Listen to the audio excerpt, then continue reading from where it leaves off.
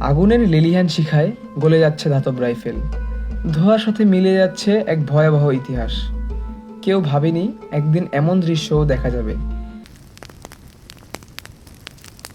যেখানে যারা 4 দশক ধরে যুদ্ধ করে এসেছে তাদের হাতেই সেই যুদ্ধের সমাপ্তির আগুন। কিন্তু কেন? হঠাৎ এই সিদ্ধান্ত কেন? পেছনের গল্পটা কি, এবং এরপর কি হতে চলেছে? এই প্রশ্নগুলোর উত্তর লুকিয়ে আছে এক দীর্ঘ ও রক্তাক্ত অধ্যায়ের, যার নাম পিকেকে বনাম তুরস্ক। 1984 সাল। তুরস্কের দক্ষিণ পূর্বাঞ্চল একটি বিদ্রোহী গোষ্ঠী কুর্দিস্তান ওয়ার্কার্স পার্টি বা পিকেকে শুরু করে তাদের সশস্ত্র সংগ্রাম। লক্ষ্য ছিল একটি স্বাধীন কুর্দি রাষ্ট্র প্রতিষ্ঠা। কিন্তু সময়ের সাথে সাথে সেই দাবি পরিণত হয় স্বায়ত্তশাসন এবং সাংবিধানিক অধিকার পাওয়ার আন্দোলনে। এই সংঘর্ষে প্রাণ হারিয়েছে অন্তত 40,000 মানুষ, বাস্তুচ্যুত হয়েছে লাখো পরিবার।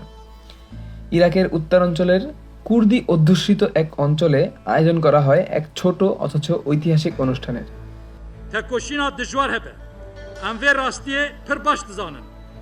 সেখানে উপস্থিত ছিলেন পিকেকের যোদ্ধারা, পুরুষ ও নারী। তাদের হাতে থাকা AK-47 রাইফেল, মেশিনগান সব ফেলে দেওয়া হয় একটি বিশাল ধাতব পাত্রে। এরপর আগুন ধরিয়ে দেওয়া হয় সেই অস্ত্রে। এটা শুধু অস্ত্র পোড়ানো নয়, একটি সহিংসতা ত্যাগের প্রতীক। এই প্রতীকী পদক্ষেপের মাধ্যমে পিকেকে ঘোষণা দেয় তারা যুদ্ধ নয়, এখন চাই শান্তিপূর্ণ রাজনীতি। এই সিদ্ধান্তের পিছনে রয়েছে সংগঠনটির প্রতিষ্ঠাতা আবদুল্লাহ ওজালান, যিনি 1999 সাল থেকেই তুরস্কের কারাগারে বন্দী।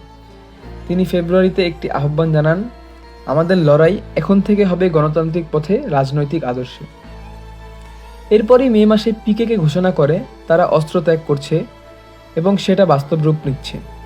এই ঘটনা এতটাই গুরুত্বপূর্ণ যে উপস্থিত ছিলেন তুরস্ক সরকারের কিছু কর্মকর্তা এবং কুর্দি নেতারাও।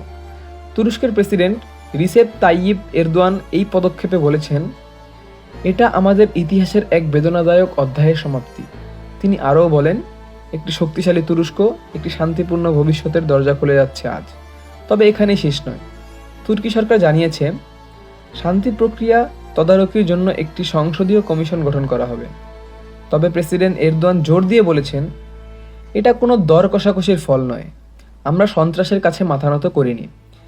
পিকেকের পক্ষ থেকেও এসেছে এক বিবৃতি, আমরা অস্ত্র নামিয়ে রাখছি কারণ আমরা চাই গণতন্ত্র, স্বাধীনতা এবং সমাজতন্ত্রের পথে এগিয়ে যেতে। বিশ্লেষকরা বলছেন, এই প্রক্রিয়া সফল হলে শুধু তুরস্ক নয়, ইরাক, সিরিয়া, এমনকি ইরানেও এর প্রভাব পড়বে। কারণ যুগ যুগ ধরে পিকেকের অস্তিত্ব পুরো অঞ্চল জুড়ে ছিল। প্রশ্ন একটাই, এই শান্তির যাত্রা কত দূর যাবে? এবার কি সত্যিই শেষ হবে রক্তক্ষয়, নাকি আবারও ব্যর্থ হবে এই উদ্যোগ? একটি 40 বছরের ইতিহাস, লক্ষ প্রাণের বিনিময়ে পাওয়া অভিজ্ঞতা। এবার হয়তো সময় এসেছে নতুন সূচনার। এবার হয়তো সত্যিই শান্তির পথে হাঁটবে তুরস্ক ও কুর্দি জনগণ। 4 দশক, একটা প্রজন্ম বড় হয়েছে শুধু গুলির শব্দ শুনে।